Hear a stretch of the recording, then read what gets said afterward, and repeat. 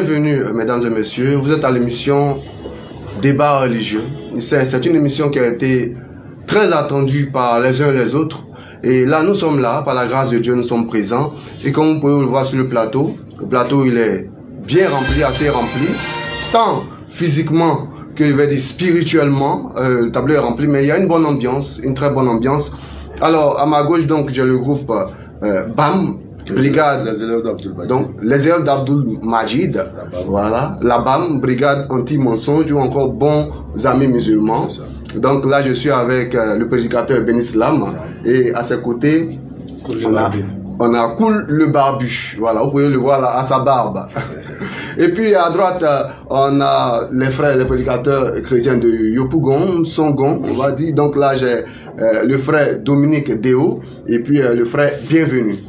Donc vous avez vu le plateau, il est planté. Le thème du jour, c'est chrétiens et musulmans ont-ils le même Dieu? Oui, c'est une grande question parce qu'on sait que d'accoutumée généralement partout on entend dire que chrétiens et musulmans ont le même Dieu et cela fait débat. On en a parlé sous d'autres tropiques, sous d'autres cieux, mais en réalité on sait que cette formulation est très équivoque et c'est même souvent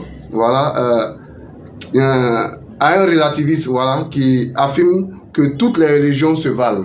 Donc c'est assez relatif. Mais aujourd'hui, nous donnons l'occasion à ces hommes de Dieu de nous dire la vérité selon l'islam, selon le christianisme. Alors, bienvenue messieurs.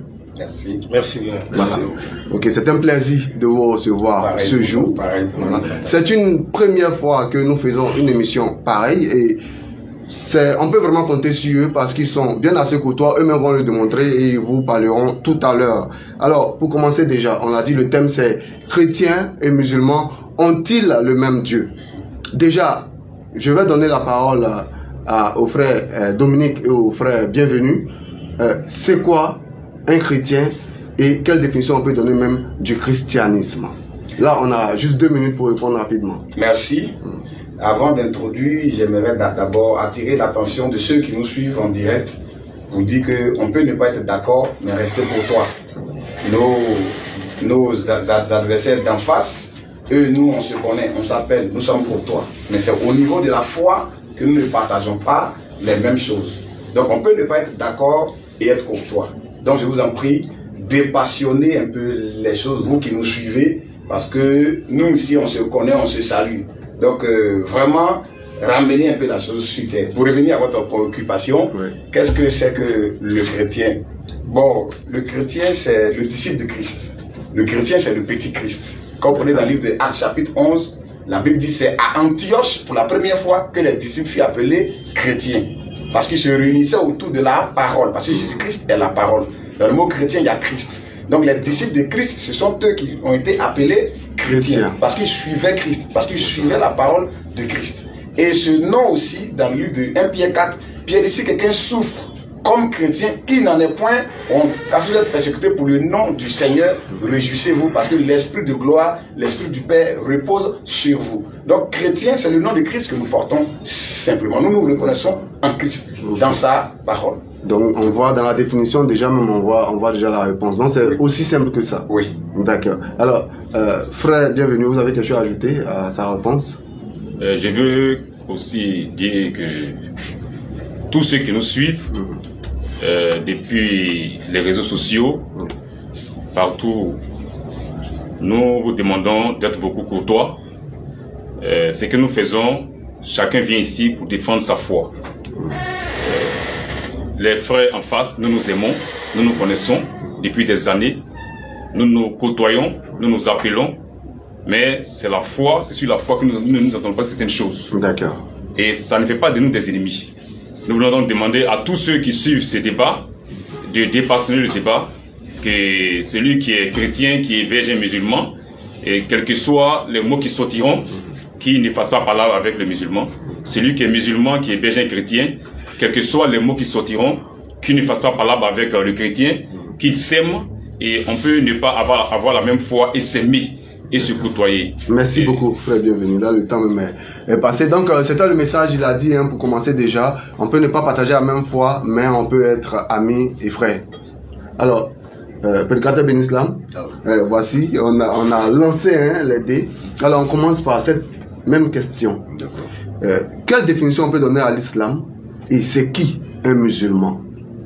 Alhamdulillah, wa salatu wa salam ala rasulillah, alhamdulillah, salam alaikum à tous ceux qui nous suivent déjà. Comme l'ont si bien signifié nos frères, il faut savoir que Allah dans sa parole, Surah 3, verset 186, nous dit que vous serez éprouvés par les propos désagréables de part et d'autre, des croyants ou des non-croyants. Mais Allah nous exhorte à la patience et non à la violence. Il nous dit que l'endurance est la meilleure chose à adopter en pareille situation. Et là, nous sommes sur ce plateau pour étaler la vérité, comme vous l'avez aussi bien entendu, la brigade anti-mensonge. Nous sommes là pour détecter et dévoiler le mensonge et en même temps rétablir l'ordre des choses qui est la vérité. Qu'est-ce que l'islam? L'islam est tout simplement la religion universelle établie par Dieu et donnée à tous les prophètes au travers de sa parole. Surat 42, verset 13, Allah il dit qu'il a légiféré en matière de religion, ce qu'il avait enjoint à Abraham et à tous les autres prophètes. Établissez la religion et n'en faites pas un sujet de division. Donc l'islam est la religion universelle qui a été donnée à toute la création, à toute la créature jusqu'à la fin des temps, qui signifie soumission à la volonté de l'Éternel. C'est-à-dire faire la volonté de l'Éternel au détriment de son désir personnel. C'est quoi un musulman? Le musulman est celui-là même qui s'accorde à cette soumission en se résignant, en abandonnant son ego, son soi, et en s'accordant à ce que Dieu lui recommande de faire, à savoir marcher selon ses lois, marcher selon ses prescriptions. D'accord. Merci beaucoup, prédicateur. On va donner aussi la parole au frère Koul, le barbu. Alors, qu'est-ce que vous pouvez ajouter à ce que Ben Islam vient de dire? Alhamdulillah, pour ajouter à ça, je pourrais tout simplement dire que l'islam c'est la religion qui a été apportée par tous les prophètes. Et donc Mohammed n'est pas celui qui a apporté l'islam, mais c'est celui qui a conclu cette belle religion qui a été prêchée par tous ses prédécesseurs qui sont arrivés avant lui. C'est pourquoi Allah lui-même dans le Coran nous dira de ne mettre aucune différence entre les prophètes, parce que c'est lui qui les avait choisis, c'est lui qui les avait inspirés et c'est lui qui les avait envoyés vers le peuple pour transmettre un message unique, lequel au fond de ce message devait avoir pour moteur la reconnaissance d'une divinité unique. Et il le dira dans la Sourate 21 verset 25, il n'y a point de prophète à qui qu'on a envoyé, on a fait cette révélation, point de divinité en dehors de moi, Allah. Au cours du développement, Inch'Allah, on reviendra sur beaucoup d'éléments tout à fait, pour pouvoir, n'est-ce pas, bonifier et tonifier, n'est-ce pas, cette assise d'Inch'Allah. Tout à fait. Merci beaucoup, monsieur. Alors, je vous rappelle, pour ceux qui viennent de se connecter, vous pouvez vous connecter, vous pouvez partager dans tous les groupes, partout, parce que là nous sommes à l'émission débat religieux et à ma droite j'ai les frères chrétiens et à ma gauche les frères musulmans. Le thème du jour c'est chrétiens et musulmans ont-ils le même Dieu, mais dans une très belle ambiance. Alors on continue toujours avec vous. Alors on a donné la définition de l'islam, de ce que c'est que le musulman, et là on a 5 minutes juste pour expliquer comment l'islam est apparu et puis quelle est sa mission même dans ce monde ici-bas. Donc je vais commencer déjà avec le frère. Bien, alhamdulillah, il faut dire que l'islam est apparu en même temps avec la création. Parce que lorsque Azawajal il a créé Adam, qui est le premier être humain, il lui a doté en même temps cette perfection de l'islam qui signifie paix, comme l'a dit tout à l'heure le frère Béni. D'accord, on va s'adresser un peu aux internautes qui nous suivent. Voilà, qui devrait en même temps maintenir l'ordre de cette paix-là, paix entre lui et toute la création qui l'entourait, donc sur le plan horizontal, et sur le plan vertical aussi, c'est-à-dire entre lui et son Dieu, il devait maintenir cette paix-là qui devait passer par des rites et par des actes d'adoration, lesquels ont été apportés par les prophètes qui sont venus après lui. Ok, donc voilà. Frère Ben Islam, la même question, hein, pour ajouter à ce qu'il a dit, comment l'islam est apparu et puis c'est quoi la mission de l'islam en ce monde? Alhamdulillah, je n'ajouterai pas plus que ce qu'il a dit. Allah il est clair dans la Sourate 30 verset 30, il demande à l'être humain d'orienter son être, son âme, toute son entièreté vers la religion qu'il a originellement donnée à l'être humain. Quelle était cette religion? Nous l'avons dit tantôt, c'est se soumettre à sa volonté. Il y a des volontés contraignantes que Dieu nous impose. Par exemple, l'homme qui naît prosterné devant la face de Dieu, il n'a pas de désir, il n'a pas de volonté, il naît prosterné devant celui qui l'autorise à être dans la matrice de sa mère. Donc l'islam, cette religion, comme on ne cessera de le répéter, de l'essence de l'être humain, c'est notre nature. Donc tourner le dos à l'islam, c'est tourner le dos à sa nature. Venir à l'islam, c'est revenir à sa nature, c'est-à-dire créer pour être soumis à la volonté de Dieu. Voilà ce que je pourrais dire, Inch'Allah. D'accord, merci beaucoup. Donc tourner le dos à l'islam, c'est tourner le dos à sa nature. Venir à l'islam, c'est revenir à sa nature. D'accord, donc on retient bien cela. Alors, cher frère Dominique, oui. La question est la suivante. comment est apparu le christianisme et puis quel est le rôle fondamental du christianisme en ce monde. J'aimerais être clair et véridique. Dieu a créé l'homme en Éden et l'homme a été déchu de cette grâce à cause de la désobéissance et du péché. Et ce premier homme, c'est Adam. Il a été déchu de la grâce. Dieu a dit, le jour où tu mangeras, tu mourras. Tu retourneras à la poussière de la terre. Et l'homme a perdu quelque chose en Éden, l'espèce humaine, parce que Adam était le représentant de toute l'humanité en Éden. Et ce Adam-là, il a failli. Il a failli. Parce qu'il nous représentait. Il a failli à sa mission. Il a été déchu. Et Dieu vient racheter l'homme. Voilà, la Bible dit, le premier Adam a failli. Mais le second Adam, et le second Adam, c'est qui? C'est Jésus-Christ. Il a été obéissant en toutes choses, sans commettre de péché. Donc on peut croire qu'il y a eu deux Adams dans le monde. Oui, c'est ce que la Bible dit dans le livre de Romains. Donc le premier Adam, il a failli. Donc tous ceux qui sont venus à partir de lui, qu'ils soient prophètes, qu'ils ne soient pas prophètes, tous ceux-là ont hérité de cette déchéance-là.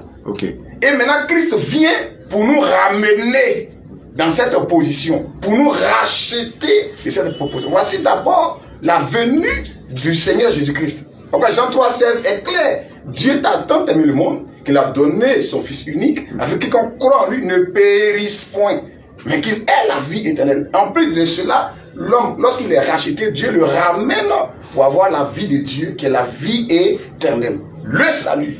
Donc Christ vient, c'est pour le salut. C'est pas pour autre chose. Toute religion, en dehors de lui, il n'y a pas de salut. La Bible dit, il n'y a de salut en aucun autre. Parce qu'il n'y a sous le ciel aucun autre nom qui a été donné parmi les hommes par lequel nous devons être sauvés. Si ce n'est le nom de Jésus-Christ, c'est lui qui est la vie, c'est lui qui est le chemin, c'est lui qui est le salut. Donc Christ est venu pour le salut. Et c'est ce salut-là qui doit être prêché pour que les élus de Dieu puissent entendre cette voix du salut-là et être en accord, en harmonie avec Dieu. Donc voilà d'abord le but pour lequel le christianisme est venu. Bon, christianisme, on parle de isme. Isme, c'est idéologie, la pensée. La pensée de Christ, selon laquelle l'homme doit être racheté pour revenir auprès du Seigneur. On va dire, l'Esprit du Seigneur est sur moi pour publier une année de grâce, pour libérer les captifs. Donc il est venu pour nous libérer de la désobéissance, de la condamnation, du péché. Parce que l'homme a été déchu, condamné. Christ vient pour nous libérer de cela. Voici d'abord le but principal et fondamental du salut qui est Jésus-Christ. Et c'est ce que les chrétiens doivent prêcher. En dehors de ça, toute autre voie, c'est l'égarement, c'est la confusion totale. D'accord, merci beaucoup, pasteur Dominique Déo. Voilà, alors, frère, bienvenue. Vous avez quelque chose à ajouter à ce que je crois qu'il a déjà tout dit. Il a dit ce qu'il faut. D'accord. Donc, c'est bon, on peut poursuivre. Ok. D'accord. On a encore 1 ou 2 minutes par rapport au temps qui était imparti sur ce thème. Est-ce que vous avez une réponse à apporter? D'accord.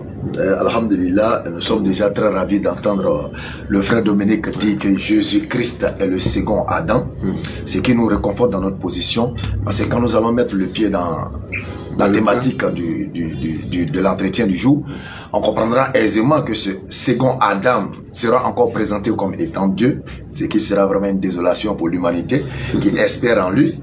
Parce que ce second Adam est un être humain comme nous, né comme nous, qui a vécu comme nous, qui serait mort comme nous, subhanallah. Mais tout à l'heure, on va démontrer qu'en réalité, ce second Adam dont il fait bien d'en parler, ne peut pas et ne sera jamais Dieu comme il ne l'a jamais dit. Quand il dit que Adam a péché et que le second Adam est venu racheter, ce qui veut dire que de Adam jusqu'à l'avènement du Christ, il n'y a pas eu de pardon pour le péché des hommes, puisque le second Adam ne s'était pas encore manifesté. Alors nous regardons dans Exode chapitre 32, verset 32, que nous allons lire, Inch'Allah, avec votre permission. Moïse, s'adressant à l'Éternel, va dire ceci. Moïse retourne vers l'Éternel et dit: ah, ce peuple a commis un grand péché.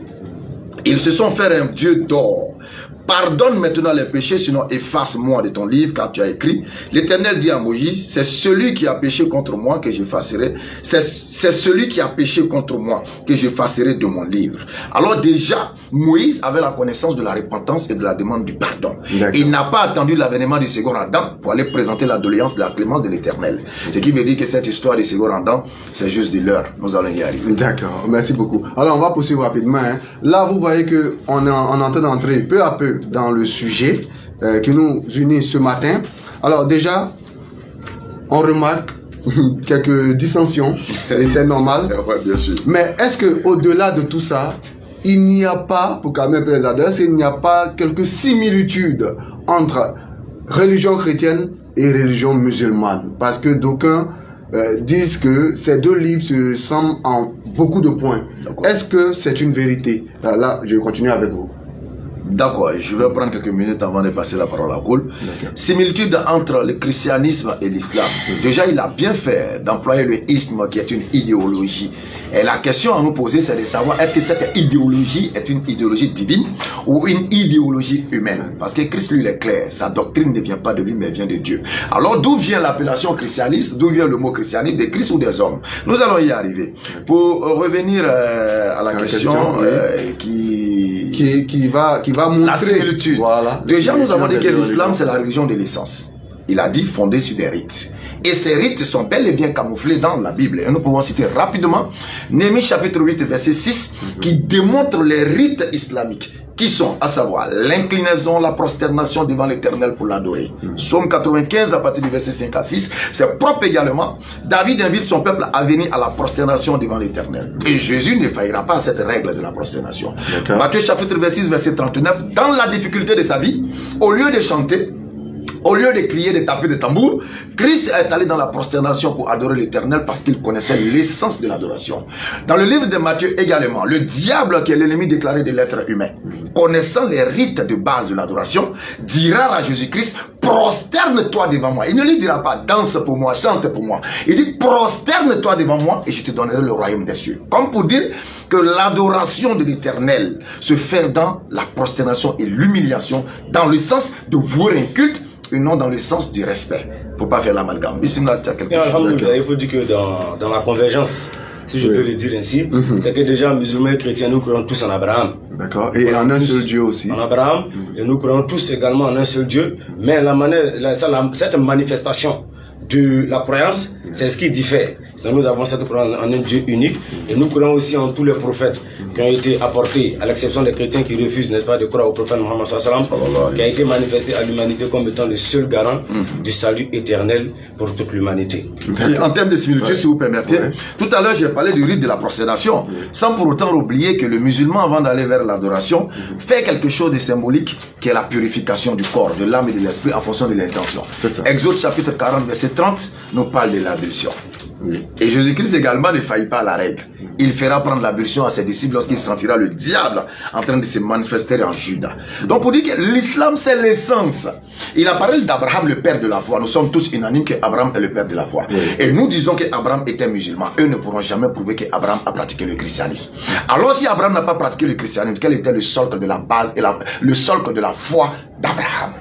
D'accord, très belle question. Mais en même temps aussi, vous l'avez dit en introduction que l'islam est apparu en même temps que l'humanité. Exactement. Alors qu'on voit dans un livre historique, selon ce qu'on nous dit, l'islam serait né à un moment donné, une date a été donnée. Qu'est-ce que vous répondez à cela? Est-ce que c'est une vérité ou bien c'est une autre fausseté selon vous? Déjà, Allah il dit dans la sourate 5, verset 3, il nous dit que nous avons parachevé pour vous l'islam. Et quand on parle de parachèvement, c'est qu'il y a eu début. D'accord. Donc Mohammed, paix et bénédiction sur lui, n'est que celui qui vient donner à la religion de l'essence sa plénitude et sa totalité. Alors l'Éternel parachève cette religion par Mohammed, paix et bénédiction sur lui. Quand on dit que, qu'on appelle l'islam est la religion de l'essence et tout ça, Mohammed n'a pas apporté l'islam. L'islam a toujours existé, comme il a dit. La seconde question m'échappe là. C'était de savoir si l'islam était né en même temps que l'humanité. Très bien. Nous avons dit que l'islam était la soumission à la volonté de l'Éternel. Quand vous regardez les astres sont positionnés selon la volonté de qui? de Dieu. C'est ça. Vous n'allez pas voir le soleil venir prendre la place de la lune ou la lune prendre la place du soleil parce que l'Éternel les a soumis à un ordre bien défini. Et cette soumission, le fait qu'ils soient canalisés dans leur bloc, dans leur orbite, ils vouent le culte à l'Éternel en ne désobéissant pas l'ordre qui leur a été donné, leur a été soumis et donné. C'est ça la soumission. Et contrairement à l'homme, nous avons des rites. Allah dit dans le Coran que tout ce qui existe m'adore, bon gré, mal gré. Mais c'est vous les hommes qui ne voyez pas comment ils manifestent leur adoration. Tout adore Dieu, sans exception. Ok, merci beaucoup. Alors donc, je me tourne vers vous maintenant pour vous poser la même question. Quels sont donc les points de similitude et comme ils ont apporté des éléments de réponse, est-ce que le christianisme, là je parle de ce que les gens disent généralement, est-ce que le christianisme est plus vieux que l'islam? Vous voyez, si quelqu'un est honnête envers lui-même, il ne va pas faire du verbiage. Dans le propre Coran, il est dit, nous avons envoyé l'évangile avant toi. Mais l'islam vient pour confirmer ce qu'il y avait avant lui. C'est bien écrit dans les sourates. Donc tu ne peux pas dire que lui il est venu avant moi, mais encore moi j'étais avant lui. C'est-à-dire que tu parles pour ne rien dire. Tu parles pour ne rien dire. Parlant de la similitude, mais entre le faux biais et le vrai biais, il y a une similitude. Tu vas prendre le vrai biais de 10 000 et le faux biais de 10 000. C'est écrit 10 000, 10 000. Mais il y a un qui est faux, il y a un qui est vrai. Donc l'islam, pour pouvoir justifier sa véracité, s'appuie sur la Bible et la Torah. Dans le Coran, il est dit qu'il est venu pour confirmer ce qu'il y a dans la Torah avant lui. Parce qu'il faut que d'abord, il puisse être lui-même d'abord en accord. Dire qu'il est en accord avec l'évangile et avec la Torah. Ce que vous dites, c'est assez fort. Hein, quand oui, vous dites que l'islam s'appuie sur la Bible. Oui, oui, non, il s'appuie pas. Il tient des déclarations selon lesquelles lui vient pour confirmer. En réalité, il n'a jamais confirmé. Au contraire, il a contredit, falsifié la Bible.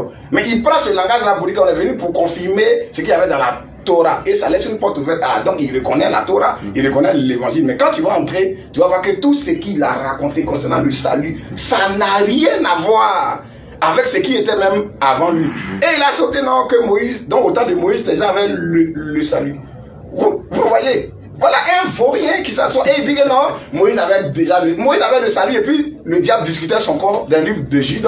Les prophètes n'avaient pas le salut. Mais il a dit quelque chose de très important. Il a dit par exemple que avant le second Adam, vous avez présenté comme étant Jésus. J'arrive. Il a dit que le pardon existait. Non. N'est-ce pas? Non. Il y a une image et il y a une réalité. D'accord. Il y a une image et il y a une réalité. Lorsque Adam a péché, la Bible, Dieu l'a habillé de peau d'animal. Dieu l'a habillé de peau d'animal. C'était un travail circonstanciel pour amener le pécheur à s'approcher de Dieu par le sang. Mais ce n'était pas un travail parfait. Parce que l'homme a été déchu. Même dans cette voie-là, l'homme mourait toujours. En même temps, apporter une offrande à Dieu, il mourrait. Parce que Dieu dit le jour où tu mangeras, tu mourras. La Bible, Dieu l'a chassé pour ne pas qu'il mange de l'arbre de vie et vivre éternellement. La vie éternelle, l'homme ne l'avait pas. Mais l'homme pouvait s'approcher de Dieu par le sang. C'est ce que lui, il attrape pour dire que voici la voie parfaite. Ce n'est pas la voie parfaite. C'est du faux. Le sang des animaux n'est pas la voie parfaite. La preuve en est que les prophètes, quand ils sont présentés devant Dieu, les souverains sacrificateurs, ils avaient des vêtements sales. Et Esaïe, le prophète, même lorsqu'il a vu, il dit, je vais mourir, malheur à moi. Parce que je suis né dans l'église. Mais comment il est prophète et puis il dit encore, malheur à moi? Tu penses qu'il ne connaissait pas ces rites-là? L'homme était déchu de la grâce. L'homme était déchu de la grâce. Le sang des animaux était un travail circonstanciel. Ce n'est pas un travail parfait. Pour parfaire l'homme et le racheter. Mais le sang parfait qui vient faire ce travail, c'est le sacrifice de Jésus-Christ. Voilà pourquoi il a vaincu la mort. La Bible, celui qui avait le pouvoir sur la mort, c'est le diable. Celui qui avait le pouvoir sur la mort, dans le livre d'Hébreux, la Bible dit c'est le diable. Mais il a vaincu la mort. Il a vaincu la mort. Il a vaincu la mort. Et il est ressuscité. Et il va dire non que le second Adam, ils vont dire non, il est Dieu. Ça c'est un autre débat. Vous voyez, le Mashiach qui vient, la Bible a prophétisé, c'est lui qui va écraser la tête du serpent. Mais eux ne croient pas en ça. Et ils font des récitations. Dans Genèse, il a dit, je m'étais initié en toi et la femme, en ta postérité, et elle sa postérité. Celle-ci t'écrasera la tête. Donc c'est la postérité de la femme qui va écraser la tête. C'est en tuant les animaux qu'on écrase la tête du serpent. La domination du serpent. La domination du diable, c'est le péché et c'est la mort. Et Christ a détruit cela à la croix. C'est la postérité de la femme qui va faire ce travail, c'est Jésus-Christ. D'accord. Merci beaucoup, Pasteur Déo. Merci beaucoup. Là, on retient que effectivement, il y a des similitudes, une convergence même à bien des endroits entre la Bible et le Coran. On le retient, mais vous voyez, ça montre déjà que malgré tout, ils ne s'accordent pas. D'où la question suivante. Chrétiens et musulmans ont-ils le même Dieu? Chrétiens et musulmans ont-ils le même Dieu? Et là, on va continuer avec le pasteur Déo Dominique ainsi que le frère Bienvenu pour répondre à cette question que tous les internautes attendent. Vous voyez, la Bible nous dit dans Ephésiens 4, il y a un seul Dieu. Dans les pays, dans les tribus, les gens diront qu'ils croient à un seul Dieu. Mais la manière de croire en ce Dieu-là, c'est là qui pose un problème. Parce que la Bible dit qu'il y a un seul Dieu, mais la Bible aussi dit qu'il y a une seule foi. Il y a un seul Dieu, mais il y a une seule foi. Donc, tu ne peux pas dire que toi et moi, on adore le même Dieu, et au niveau de la foi, il va avoir problème. Et toi, ton Dieu va venir contredire la foi qui existait avant toi. Quand on va prendre dans la sourate 2:41. Là, on est dans le Coran. Oui, sourate 2:41, sourate 4:47, sourate 10:37, sourate 12:11. Sourate 3, le verset 3. Vérifiez avec nous, chers internautes. Et sourate 5:48. Quand vous prenez ces sourates-là et plusieurs autres encore, il est dit que le Coran est venu pour confirmer ce qu'il y avait avant lui dans la Torah. Or, confirmer quelque chose, c'est dire avec exactitude ce qui était là avant toi. C'est dire ce qui était là avant toi. Donc, est-ce que le Coran est venu réellement pour confirmer ce qu'il y avait dans la Torah avant lui? Jamais. En réalité, le Coran est venu pour falsifier. L'islam est venu pour falsifier. Falsifier, même ajouter à ce qu'il y avait dans la Bible avant lui sa venue. Quand vous prenez dans la sourate de 35 à 36, il est dit là-bas que Adam était au paradis, c'est là-bas qu'il a péché et Dieu l'a fait descendre sur terre.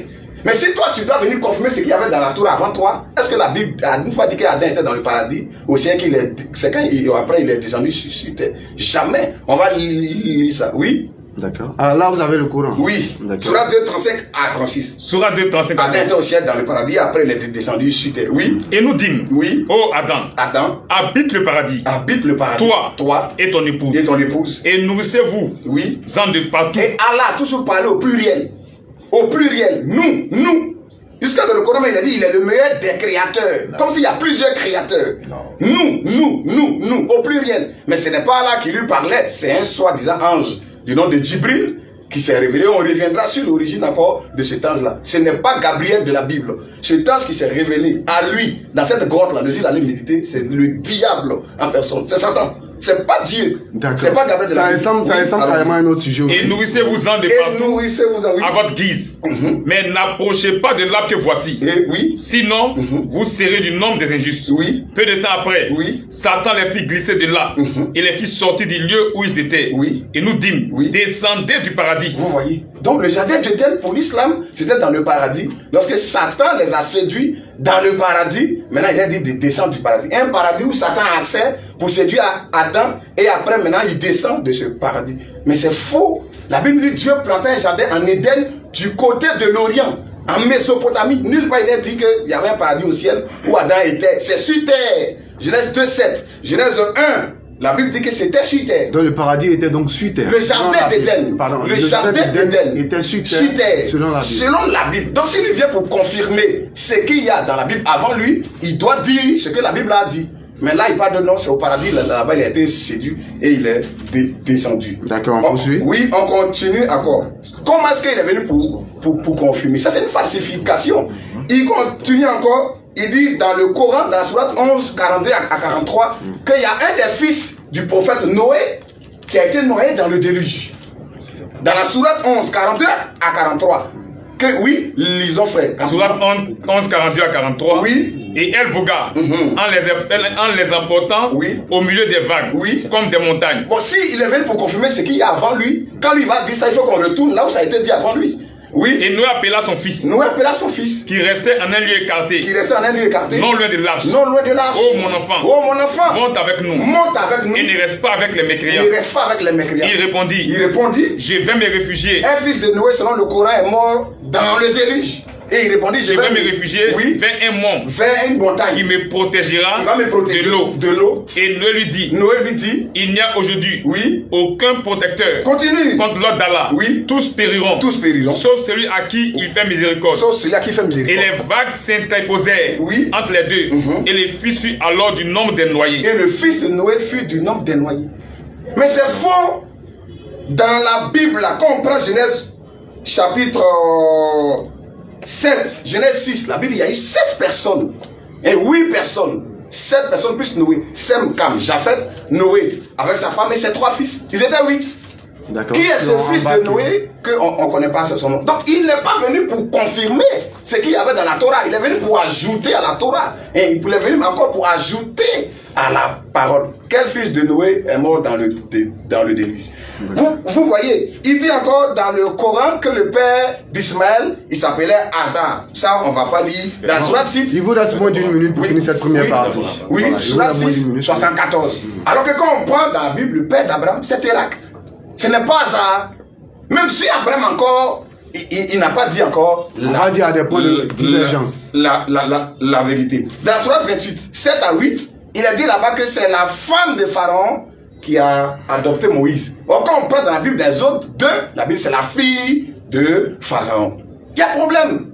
Il y a problème. Il est en déphasage avec la Bible. Vous prenez encore dans la sourate 11 ou bien dans la sourate 37, 101. On vous l'a dit, vérifier avec nous, puis écrivez aussi à des 101 à 102, il a dit que c'est Ismaël qui a été offert en sacrifice. Mais quand on prend dans Genèse 22, la Bible dit c'est Isaac. Quel est celui-là qui dit que lui est venu pour confirmer ce qui est dans la Torah avant lui et qui vient encore s'attaquer, ajouter et même falsifier? Donc, ce n'est pas un livre confirmateur de ce qui était là, c'est un livre falsificateur et un livre qui vient d'ajouter. Quiconque ajoute à la Bible dit il est maudit. C'est ce que la Bible dit, on ne doit pas ajouter à la parole de Dieu. Et il y a beaucoup de sujets sur lesquels on reviendra. La mort de Jésus, la crucifixion de Jésus, même le paradis des chrétiens. Ça ne sera pas aujourd'hui, certainement une autre fois. Donc, merci beaucoup pour cette première partie, pasteur Déo Dominique, et puis aux frères aussi bienvenue. Alors, prédicateur Ben Islam, voilà, là, chers frères, la pression monte, mais c'est pour que chacun puisse dire sa part de vérité selon donc, la religion. Alors, chrétiens et musulmans ont-ils le même Dieu en réalité? Alhamdulillah, le frère Dominique a dit beaucoup de choses que, ma foi, nous ne pourrons pas rattraper tout compte tenu du temps donné. Parce qu'il a fait des pêle-mêle. On va essayer de survoler et voir ce que nous pourrons rattraper dans tout ce qu'il a dit. D'accord. Chrétiens et musulmans ont-ils le même Dieu? Oui, dans la généralité. Dans la généralité. Deux religions monothéistes. Dans la généralité, nous avons le même Dieu. Dans la généralité, toute la création a le même Dieu. Ok. Mais dans la particularité quant à l'identité de ce Dieu-là, là nous divergeons. Sinon, toute l'humanité a un seul créateur. Vous leur demandez, ils vous diront, oui, il y a un seul créateur. Mais qui il est, son identité? Là se trouve le problème. Sinon, tout le monde est unanime qu'il y a un seul Dieu. Et nous disons que l'identité de ce Dieu-là, c'est Allah. Allah qui, en hébreu, va nous donner Eloah, dont le pluriel est Elohim. Et en araméen, nous avons Allah, qui est la langue aussi parlée par le Christ. Nous avons également Allah, prononcé par le Christ. Elahi, Elahi. Allah, Allah. Donc l'hébreu, l'araméen et l'arabe sont des langues sémitiques qui partagent des mots en commun et l'orthographe en commun. Donc le nom de ce Dieu créateur, c'est Allah. Ok. Il a parlé de plein de choses, je ne sais même pas prendre le bon. Je vais prendre par exemple la sourate 3, verset 71. Il a dit par exemple que les musulmans, le Coran dit de confirmer. Le Coran dit qu'il confirme. De confirmer l'évangile, etc. Dieu merci qu'il emploie l'évangile. Le Coran ne vient pas nous dire de confirmer la Bible. Okay. Et d'ailleurs, je vais le surprendre.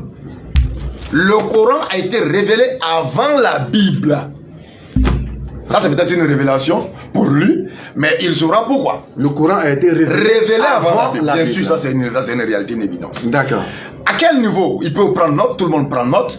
La Torah a été révélée à Moïse, les psaumes à David, l'évangile à Jésus, le Coran à Mohammed. La Bible a été révélée à quel prophète? C'est une question qui restera en suspens. Ce qui veut dire que la Bible déjà a un problème. puisque n'ayant aucun prophète qui l'ait reçu, pour dire qu'il faut faire un document où tu vas assembler mes livres révélés pour nommer Bible. Ta Biblia, ça n'existe pas, c'est une conception d'homme. D'où le isme du christianisme. Donc c'est normal que le frère se retrouve stupéfait face à ce que le Coran envoie. Il a parlé du Coran dans la sourate 5. Il dit qu'il a lu le Coran dans la sourate 5. Ouais. Est-ce que tu as lu, Dominique, le verset 48 de la sourate 5? Est-ce que tu l'as lu? Et qu'est-ce qu'il dit ce verset? Nous allons emprunter leur propre Coran et nous allons lire dans leur propre Coran pour leur montrer que le Coran qu'ils tiennent, ils lisent et ils font des tris comme un moineau face à un tas de riz où tout est mélangé, il laisse les cailloux, il prend ceci. Allons-y. Sourate 5. Et sur toi, Mohammed. Ça dit que quand tu prends à partir du verset 46, tu descends, vous voyez qu'il a tout entouré. Il a tout entouré, 46, 47, mais il ne touche pas le 48. Parce que le 48 vient lui démontrer que ce que tu as lu depuis le 46 là. Voici la synthèse. Vas-y mon frère. Et sur toi, Mohammed. Et sur toi, Mohammed, après avoir dit nous avons révélé la Torah à Moïse où il y a guide des lumières. Nous avons révélé l'évangile à Jésus où il y a guide des lumières. Allah vient dire maintenant, et sur toi, Mohammed. Nous avons fait descendre le livre avec la vérité. Nous avons fait descendre le livre avec la vérité. Pourquoi Allah emploie le terme livre? Pour montrer qu'en réalité, le premier qui est la Torah, le second qui est l'évangile, n'ont aucune différence avec le livre qui est le Coran. Continue mon frère. Pour confirmer le livre qui était là avant lui. Confirmer le livre qui était là avant lui, bien sûr, la Torah et l'évangile et les psaumes. Pas la Bible. On se débrouille avec ça juste pour leur faire plaisir. Allons-y pour confirmer le livre qui était là avant lui. Et pour prévaloir sur lui. Voilà le mot qui est le plus doux dans le texte qu'il refuse de lire, c'est que le Coran doit prévaloir si c'est qu'il prétend être venu avant le Coran. Donc le Coran doit donc prévaloir. Tous les anciens. Prévaloir. Prévaloir. C'est pourquoi Allah nous dit dans la sourate 3, verset 71. Oh, gens du livre. Pourquoi mêlez-vous le faux au vrai et cachez-vous sciemment la vérité aux gens? Voilà ce qui est. C'est ça au fait la Bible. La Bible est un document où nous pouvons trouver des paroles d'hommes, des paroles du diable, des paroles révélées. Tout y est et nous avons des preuves de ce que nous parlons. La Bible accuse Salomon d'être mort mécréant, idolâtre, adorateur d'idoles, des dieux d'Astarté. Ce qui est une fausseté. Le Coran vient dire aucun prophète n'a commis de péché. Salomon n'est pas mort mécréant. Vous dites que Salomon est mort mécréant. Quand il vient nous parler du fils de Noé, Dieu dit dans le même chapitre à la suite que cet enfant-là n'était pas ton enfant. Parce qu'un enfant du prophète doit obéir à la parole du prophète. Un fils qui n'obéit pas à la parole de son père n'est pas le fils de son père. Ça c'est spirituel. D'accord. Ça c'est au plan spirituel. Un enfant qui dit être issu de son père doit écouter et obéir à son père. Quand il désobéit à ton père, ça sous-entend que celui-là ne le considère pas comme ton père. Ça c'est la logique spirituelle. D'accord. Il a dit quoi encore? Aide-moi rapidement pour qu'on puisse avancer. Biologiquement il est son fils, mais spirituellement il n'était pas son fils. Pourquoi Dieu dit dans le Coran, Noé, ne t'inquiète pas, ce n'était pas ton fils. Parce que s'il était ton fils, il t'aurait écouté. Et il aurait obéi. Il aurait obéi, il t'aurait suivi. Donc la Bible ignore beaucoup de choses. Il a parlé de grâce. De grâce. En dehors de Jésus, il n'a pas de grâce. D'accord, en dehors de Jésus. Et puis, il parle du serpent. Regardez-moi ça. Quand vous prenez le livre de la Genèse, on vous dit que le diable était un serpent. Et un serpent véritable qui avait des pattes. Ça, c'est encore une autre thématique que nous allons développer, Inch'Allah. Vous allez découvrir que l'histoire d'Adam avec le serpent, c'est tout simplement une imagination, je pourrais dire, de bandes de dessins animés. Le serpent dans le jardin. Wallah. C'est bandes animées. Ils sont d'accord avec nous que la Bible dit que l'ange, Satan, était un ange. Bien vrai qu'eux, ils disent que c'était un ange déchu. D'accord. Le Coran dit, Satan n'était pas un ange parce que les anges ne désobéissent pas à Dieu. Les anges sont des automates obéissants. Satan était un djinn fait de feu qui se retrouvait parmi les anges dans l'adoration. Mais Satan, en tant que djinn, était doté de raison. C'est pourquoi Satan pouvait désobéir, non pas les anges. Et le Coran vient nous ressortir l'identité réelle du diable. Ce n'est pas un serpent, ce n'était pas un ange. Tu n'aurais pas désobéir à Dieu. Comme il nous a ouvert beaucoup de brèches, est-ce que les musulmans et les chrétiens ont le même Dieu? Nous disons non. Généralement, je l'ai dit. Mais spécifiquement, c'est non. Parce que leur Dieu est le second Adam, qui est Jésus-Christ. Leur Dieu est le second Adam, qui est Jésus-Christ. Qui a été envoyé par Dieu. Lequel Dieu? D'accord. Bon, c'est sur ces mots qu'on va, voilà, on va terminer cette première partie. Donc, on vous rappelle tellement de choses. Chers internautes, vous tous qui nous suivez de partout où vous êtes, continuez à partager, nous sommes à l'émission Débat religieux. Et le thème, c'est chrétiens et musulmans ont-ils le même Dieu? Alors, oui, on continue à pour ajouter quelque chose. Il a dit quelque chose qui a attiré un peu mon attention. C'est qu'il a parlé des choses qu'il voit dans le Coran qui ne sont pas par exemple dans la Bible. Moi, je peux tout de suite lui lancer même un défi qu'il ne pourra jamais relever. Ah bon? Dans Jean chapitre 20 verset 30, Jésus-Christ dit, il est écrit que Jésus-Christ a fait encore beaucoup de miracles qui ne sont pas écrits dans ce livre. S'il me montre un seul miracle que Jésus-Christ a fait qui n'est pas dans la Bible, il va me baptiser sur le plateau. Masha'Allah. Mais dans un autre livre, Il y a beaucoup de... s'il peut le faire. Un livre qui a été apporté par un prophète, il me montre que Jésus-Christ a fait un miracle. Comme la Bible dit, Jean 20 verset 30, il a fait des miracles qui ne sont pas écrits dans ce livre. Il me montre un, il me baptise. Mais le prophète Mohammed, quand il est arrivé, il a donné un miracle que Jésus-Christ a fait qui n'est pas dans la Bible. Dans Surah 5 verset 110, il dit Jésus-Christ, il avait la possibilité de prendre l'argile que nous connaissons et il fait cela en un oiseau. Par la permission. Par la permission d'Allah, ça devient un oiseau volant. De l'argile transformée en oiseau. Ça ressemble à de la magie. Oui, mais ça c'est pas de la magie. C'est la puissance d'Allah. Parce qu'Allah a dit qu'on ignore toute sa puissance. Tout à l'heure, il avait parlé de grâce. Mais quand vous parlez que Jésus-Christ est celui qui est venu avec la grâce. Mais si Jésus-Christ est celui qui est venu avec la grâce, dans Somme 30 verset 5, il est écrit que ta grâce subsiste éternellement de jour en jour. Mais attends, si la grâce de l'Éternel subsiste éternellement de jour en jour, qui était en train de le dire? Les sommes ont été révélées à David. C'est David qui le disait. Est-ce qu'en ce moment-là, la grâce était là? Puisque David dit que la grâce est perpétuelle. Est-ce que ça existait? Une question à laquelle on doit réfléchir. Il a dit tout à l'heure que Moïse... que David, Somme, c'est avant Jésus. C'est avant Jésus. D'accord. Il est d'accord même avec.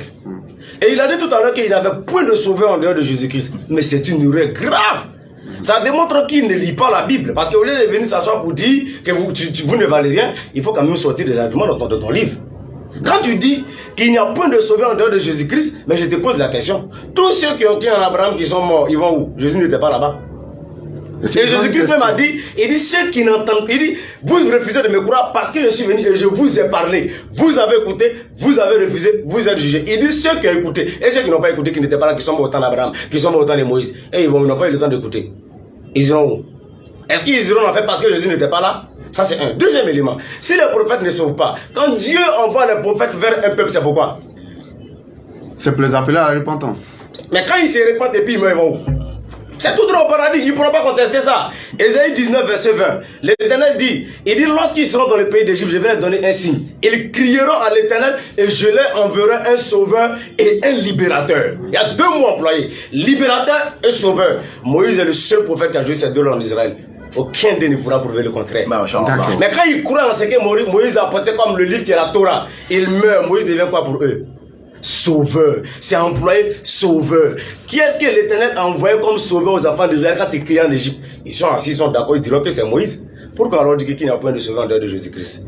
D'accord, merci beaucoup frère Koul le Barbu. Voilà, lui aussi, il a apporté des éléments de réponse selon donc le Coran. Alors, je me tourne vers vous pour la deuxième partie de ce même thème. Chrétiens et musulmans ont-ils le même Dieu pour rebondir? C'est ça, je dis, quand tu ne connais rien et puis tu crois que tu connais, là, tu parles beaucoup pour ne rien dire. Il s'est fourvoyé tout à l'heure. Ça m'étonne que lui aujourd'hui jette crise sur la Bible. Alors que pour justifier sa fausseté selon laquelle son livre est vrai, ou bien son prophète est vrai, il s'appuie sur la Bible. Il dit que Jésus même a annoncé Mahomet. Après il vient dire encore que, c'est sa question, il dit que la Bible a été révélée à quel prophète? Bible vient du grec Biblia, qui veut dire assemblage de plusieurs livres. Est-ce que Dieu n'a-t-il pas prophétisé que ces paroles seront assemblées en un recueil? Est-ce que Dieu n'a-t-il pas prophétisé dans la Bible que ces paroles-là seront assemblées en un recueil? Est-ce que Dieu n'a-t-il pas dit aussi dans Isaïe 47, considérez le livre de l'Éternel, lisez, aucun d'eux ne fera défaut, ni l'un ni l'autre ne marquera. Pourquoi? Parce que sa bouche l'a ordonné, il demande par qui? La Bible, c'est son esprit qui va rassembler cela. C'est l'esprit de Dieu, mais il ne descend pas pour rassembler, il le fait à travers des hommes. Et les apôtres ont écrit, il y avait déjà à côté qui écrivait, et le Nouveau Testament a commencé à être rassemblé par l'apôtre Jean, selon l'histoire de l'Église. Et c'est comme ça qu'il s'est retrouvé sur l'île de Patmos, parce qu'il dit c'est à cause du témoignage de Jésus. Donc vous voyez, l'assemblage, la Torah était déjà assemblée. Dans l'Ancien Testament, il y avait même la version grecque qu'on appelait la Septante de l'Ancien Testament. Maintenant, le Nouveau Testament aussi, les lettres étaient écrites, mais ça commence à être assemblé. Maintenant, c'est la puissance de Dieu qui le fait, c'est pas un homme. Vous voyez, est-ce que Dieu n'a-t-il pas dit que lui va rassembler ces paroles en un recueil? Si Dieu l'a dit, c'est que le débat est clos. Et dans Isaïe encore, il dit que non, lisons que c'est son esprit qui le fait faire. Isaïe 34, 16. Isaïe 34, 16. Consultez le livre. Il va jeter Christ sur la Bible pour fuir. On va te ramener dans la Bible. Tu vas pas fuir. Oui. Consultez le livre. Oui, aujourd'hui, la Bible, c'est un faux livre. Non. Ce sont des incrédules qui sont là. Ce sont des hypocrites. Ils sont même pas francs envers eux-mêmes. Mais quand ils se tiennent là, ils disent aux gens, toi tu ne crois pas à la Bible. Quand tu attrapes, là, tu jettes Christ sur la Bible. Mais quand ils veulent justifier ces mensonges, ces saletés, là, ils s'appuient sur la Bible. Là, la Bible est vraie. La Bible a annoncé leur prophète. Quelle est cette confusion? La question qui avait été posée. Consultez le livre de l'Éternel. Oui. Et lisez. Aucun d'eux ne fera défaut. Livre d'Éternel. Aucun d'eux ne fera défaut. Ni l'un, ni l'autre ne manqueront. Oui. Car sa bouche l'a ordonné. C'est son esprit qui les rassemblera. C'est par l'esprit de Dieu qu'ils ont écrit. La Bible c'est poussé par cet esprit que nous avons parlé de la part de Dieu. Paul pouvait dire que quoi? C'est par la révélation que je vous écris ces choses. Donc maintenant, Dieu, qu'est-ce qu'il dit? Ecclésiaste 12, 13. Ecclésiaste 12, 13. Les paroles des sages sont comme des aiguillons. Et rassemblés en un recueil.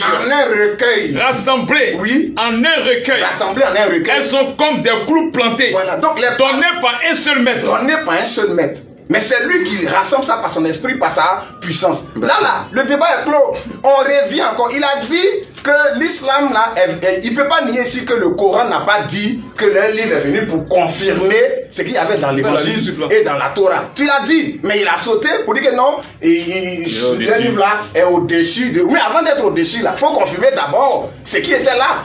Il faut confirmer d'abord ce qui est là, puisque les mêmes tests là sont encore là. Si toi tu parles de ces tests, tu dois les confirmer. Regarde dans la sourate 6, 101, qu'on va pas lire, la sourate 9, 30, la sourate 10, 68, la sourate 18, 4 à 5, la sourate 19, 88, 91, et la sourate 39, 4, il est dit là-bas, l'ange Gabriel parle de Allah. Allah n'a jamais parlé à leur prophète. C'est un ange, soi-disant ange, qu'ils appellent Jibril, Gabriel, qui s'est révélé à lui. Maintenant, ce Gabriel-là vient dire à leur prophète que Allah n'a pas de fils. Allah ne peut pas avoir d'enfant. Parce que lui, pour lui, fils de Dieu, il a une compréhension littérale de la chose. Maintenant, ce même Gabriel-là, il vient dans la Bible, dans Luc 1, verset 6 à 32, qu'est-ce qu'il dit à Marie? Oui, alors, est-ce que c'est le même Gabriel qui s'est révélé à leur prophète? Parce que ça, c'est le sujet. Attendez. Oui, Luc 1. Au 6e mois. L'ange Gabriel fut envoyé par Dieu dans une ville de Galilée appelée Nazareth. Oui. Auprès d'une vierge fiancée à un homme de la maison de David. Gabriel a été envoyé. Maintenant, il sera grand. Il sera appelé fils du Très-Haut. L'ange lui dit, ne crains pas. Oui. Ne crains pas. Tu vas avoir un fils. Il sera grand et il sera appelé quoi? Fils du Très-Haut. Du Dieu Très-Haut. Gabriel vient dire à Marie que l'enfant sera grand, sera appelé fils du Dieu Très-Haut.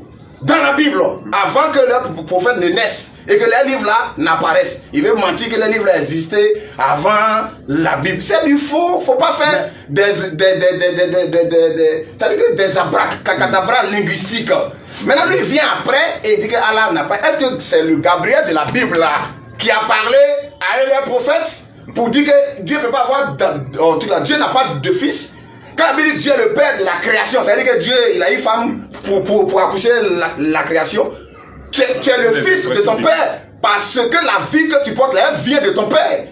Quand la Bible dit Jésus est le fils de Dieu là, c'est la vie de Dieu elle-même, la parole là, c'est elle qui a été manifestée en chair. Et cette révélation là, l'islam ne veut pas l'accepter. Et ils prennent seulement Jésus, non, il a dormi, il a eu faim, il a mangé. Oui, mais c'est les hommes qui sont venus racheter. Il fallait qu'ils s'identifient pleinement aux hommes. Jésus était pleinement homme. La Bible ne l'a jamais dit non, mais il est pleinement Dieu. Amen. Parce qu'il dit avant qu'Abraham fût, je suis. Jean-Baptiste même a dit quoi? Celui qui vient après moi est plus grand, est plus puissant que moi. Il a même existé avant moi. Un prophète qui dit que celui qui vient après lui a existé avant lui. Je ne suis même pas digne de donner la courroie de ses souliers. Vous voyez? Donc là, Jésus était pleinement homme, il était pleinement Dieu. Et les prophéties bibliques depuis l'Ancien Testament sont plurielles. Vous voyez? Donc là, c'est sans dire que le livre n'est pas venu pour confirmer la Bible. C'est une falsification. Qui est ce Gabriel qui dit là-bas que Dieu il ne peut pas avoir de fils? Et qui est ce Gabriel qui dit encore qu'il sera appelé fils du Très-Haut? Regardez leur paradis. Selon le Coran. Vous voyez, dans leur paradis, modérateur, là, il a dit, reste tranquille, j'ai la parole. On va vous laisser le temps reste tranquille, j'ai la parole. On s'adresse aux gens, cet homme-là, il vous ment, parce que dans son livre-là, il y a beaucoup de choses qui contredisent la Bible. Surat 33, il n'y a pas le même Dieu, et on va démontrer pourquoi il n'y a pas le même Dieu, parce que ce que l'autre dit est contraire à l'autre. Vous voyez, vous voyez, mon modérateur, dans la Surat 33, 50, Surat 3.15, Surat 52, 17 à 20, Surat 55, 56 jusqu'à 74, Surat 56, 22, 36 à 38 et Surat 78, 31 à 33. Il est dit là-bas que dans leur paradis, il y a des vierges au sein arrondis qui les attendent. Vous voyez? Mais ça c'est un mensonge. Et cela aurait-il été révélé par un ange? Par Gabriel, pas Gabriel, un soi-disant Gabriel. Dans Matthieu 22, 23, attendez, comprenez même le verset 28 à 30, lorsqu'on demandait à Jésus sur la résurrection, concernant les 7 frères qui ont connu une femme à la résurrection, lequel de ces frères-là va prendre la femme? Jésus dit, vous êtes dans l'erreur. Vous ne comprenez ni la parole de Dieu, ni la puissance de Dieu.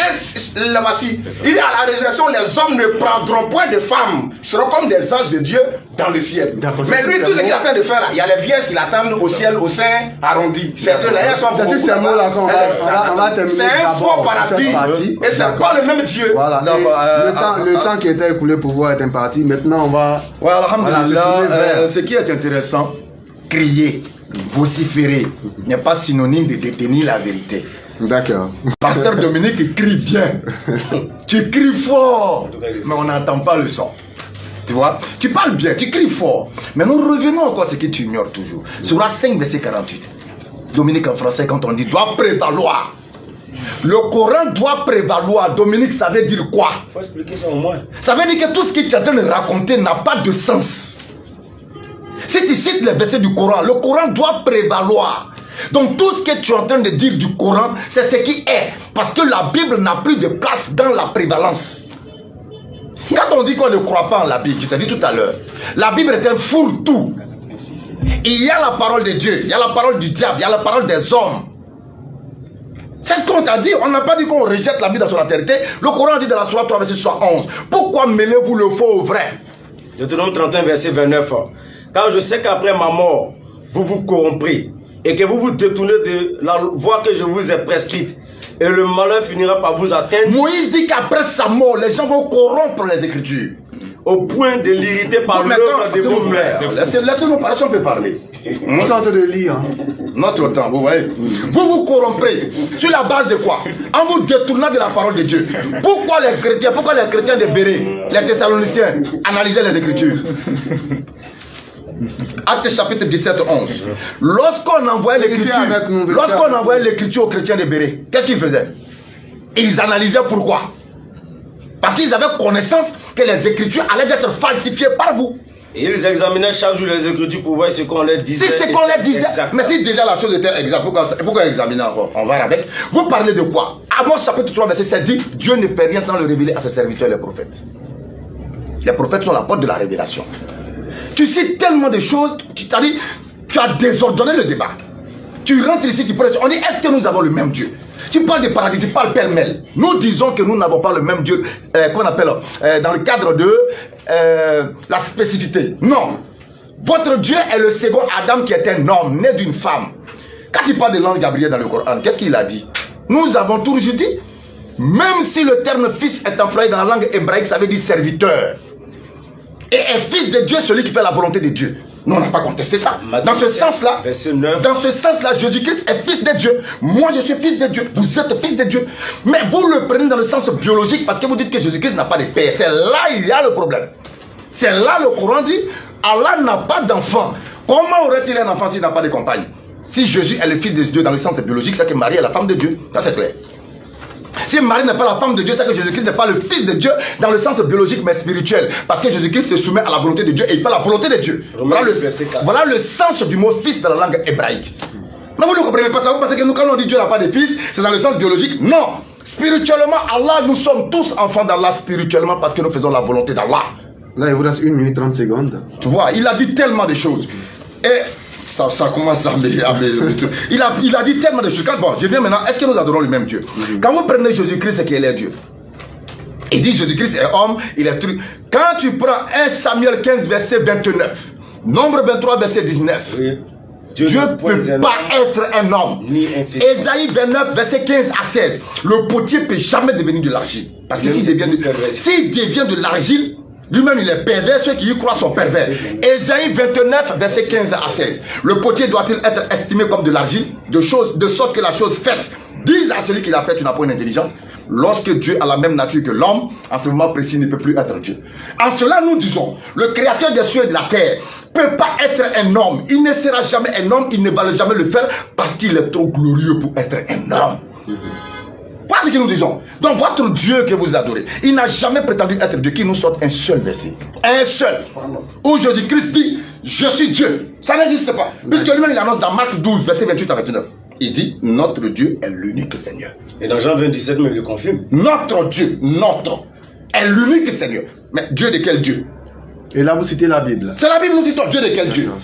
Tout le monde a été créé à partir de la parole. Tu l'as dit, je suis d'accord. Jean chapitre 1er, verset 3, l'a dit que tout a été créé par la parole. Donc, sous la base de la création et de la soumission à la volonté de Dieu, nous sommes tous fils de Dieu. On ne conteste pas ça. Mais votre Dieu n'est pas le Dieu créateur des cieux et de la terre, puisque lui-même il a été créé, alors que Allah il est le formateur de toutes choses. Il a parlé de lui que Allah est le meilleur des créateurs. C'est pourquoi la philosophie du Coran vous ne pouvez pas comprendre tant que vous êtes dans la compréhension spirituelle. Allah est le meilleur des créateurs, Masha'Allah. Pourquoi? Celui qui a créé ce portable a été créé par qui? Par Allah. Donc celui qui crée ce portable là, c'est Allah qui l'a créé, c'est pourquoi il l'a créé. Donc qui est le meilleur des créateurs dans le créateur, dans la création? C'est Allah qui est le meilleur des créateurs. Mais ils ne comprennent pas le langage spirituel du Coran. Ils sont dans la compréhension spirituelle, c'est ce qui les fatigue un peu. Il a crié, il a vociféré, mais il n'a encore rien dit. Mais Inch'Allah, ce débat nous allons le reprendre dans un espace bien fait, avec un temps bien, ça va se savoir. C'est juste ces mots-là qu'on vous rappelle que vous êtes donc à l'émission Débat religieux. Le thème c'est chrétiens, musulmans ont-ils le même Dieu? Le temps est vraiment court. Eux-mêmes ils avaient dit avant l'émission. Très court. Mais là on a essayé quand même de donner. Et Dominique a voilà, on a essayé de donner autant d'informations que possible. Et on vous l'avait dit, hein, eux-mêmes l'avaient garanti. Ambiance bon enfant, vérité avec beaucoup de foi. Beaucoup de passion, mais toujours dans le respect. Donc c'est comme ça que tous les chrétiens, tous les musulmans à travers le monde même doivent être, parce que Dieu est un Dieu de paix.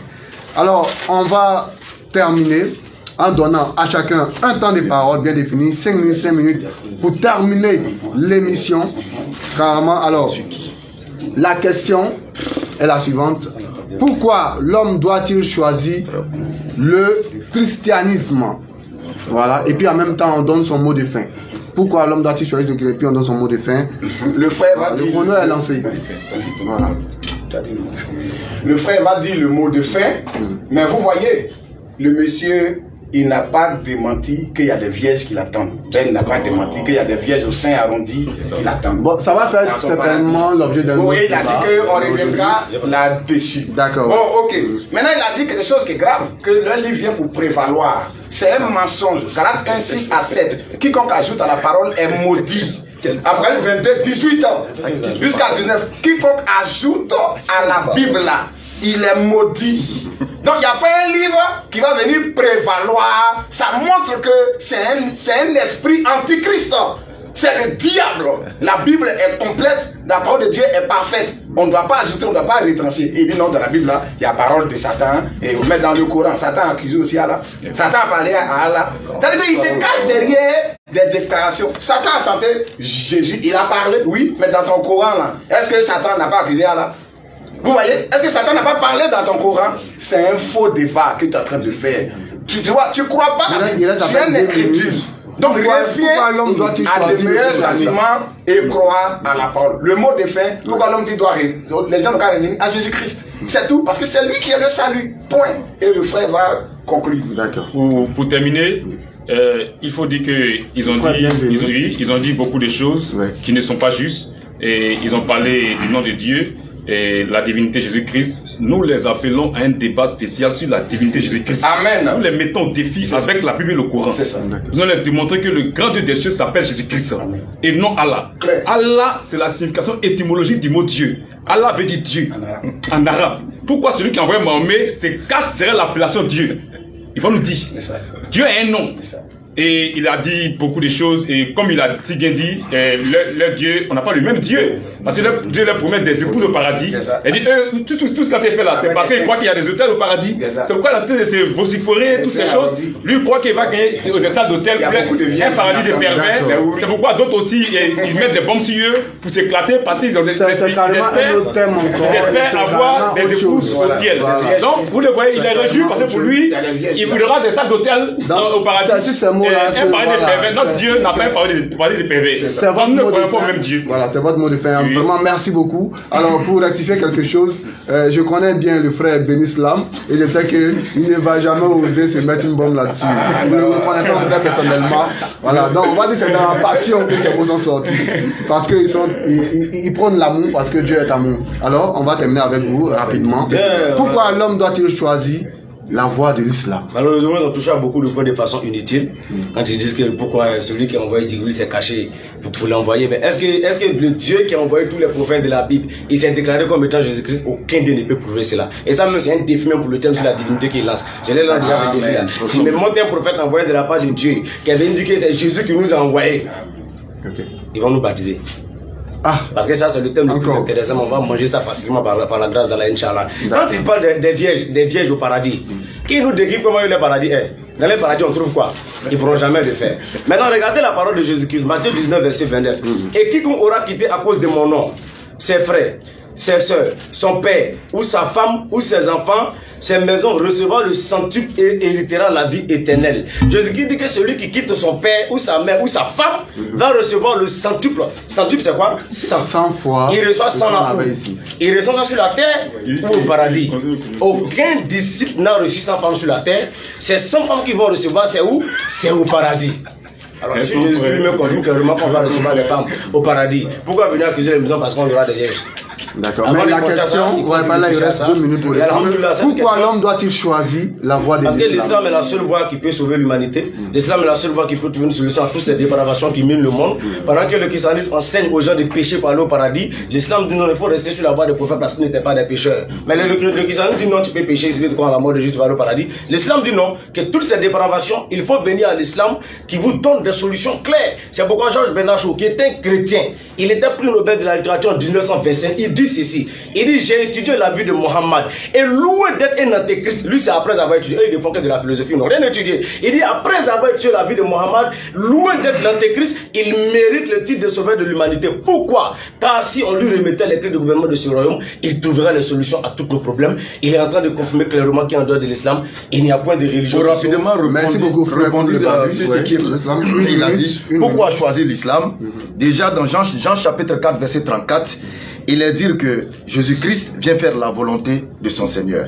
Jean 5:30, il vient faire la volonté de son Seigneur. Jean 6:38, il vient faire la volonté de son Seigneur. Alors, pourquoi devenir musulman? Devenir musulman, c'est faire la volonté de Dieu et non de faire la volonté des hommes. Et ces hommes ici présents cherchent plutôt leur quittance quotidien que d'annoncer le salut et le royaume aux uns ou aux autres.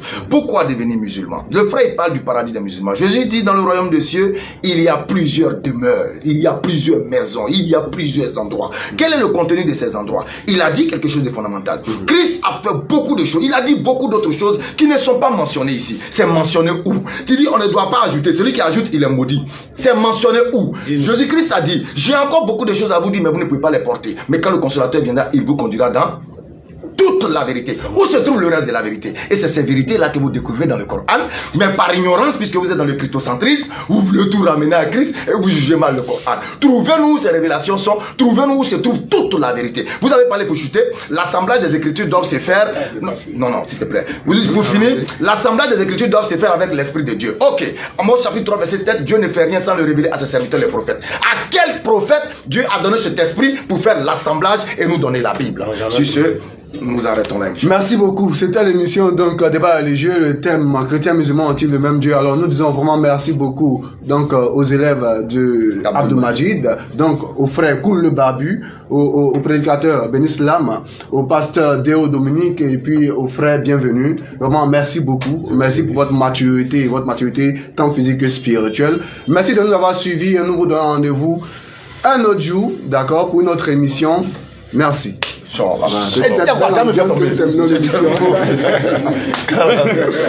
Merci beaucoup. Merci bien. Tu as triché avec le Seigneur. Rentre ici, tu sois Garizim, la montagne de la bénédiction.